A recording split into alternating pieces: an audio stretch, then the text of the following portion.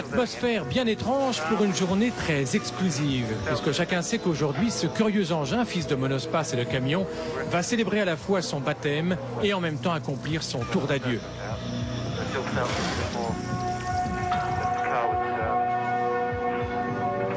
D'abord, curiosité sur le stand Renault l'an dernier au Mondial, l'idée viendra ensuite de faire rouler ce prototype dont la durée de vie finalement sera aussi brève que celle d'un éphémère.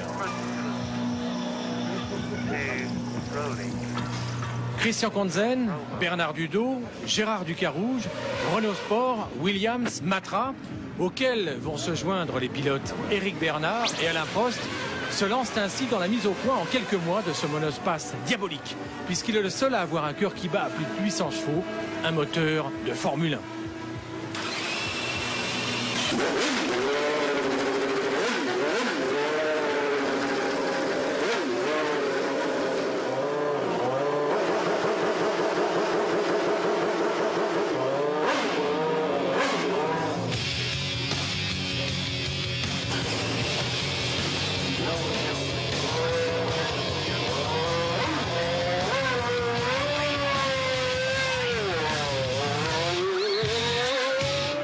Si le volant est camionnesque, la boîte de vitesse semi-automatique 6 vitesses serait digne, s'il y en avait une, d'un avion de chasse. Au freinage, sous l'effet des énormes disques carbone, l'espace F1 est presque scotché sur place. 80 mètres seulement pour dégringoler de 300 à 70 km/h. Passé la chicane improvisée, la courbe de signe vous saute au pare-brise. Les F1 la prenaient quasiment à fond. Mais là, il faut toute la science d'un Prost pour faire passer l'espace sur ces 4 roues. En fait, le centre de gravité est tellement haut perché, les roues de 18 pouces tellement rivées au bitume, qu'on sent que dans les mêmes circonstances, pauvre conducteur, on serait sur 2 roues, voire carrément sur le toit.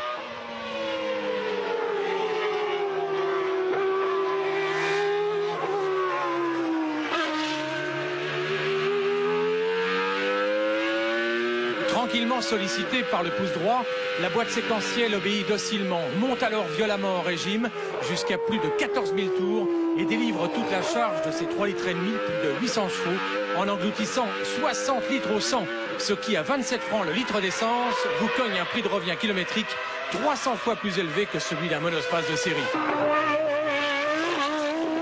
Mais ce jour est tellement exceptionnel qu'on ne va pas perdre son temps à étaler des trucs aussi mesquins et seul compte le chant du 10 cylindres dans la ligne droite du Mistral.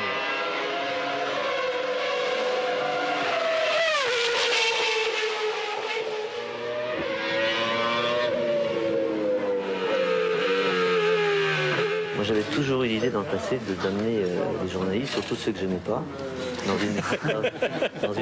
dans une F1 à 2 places.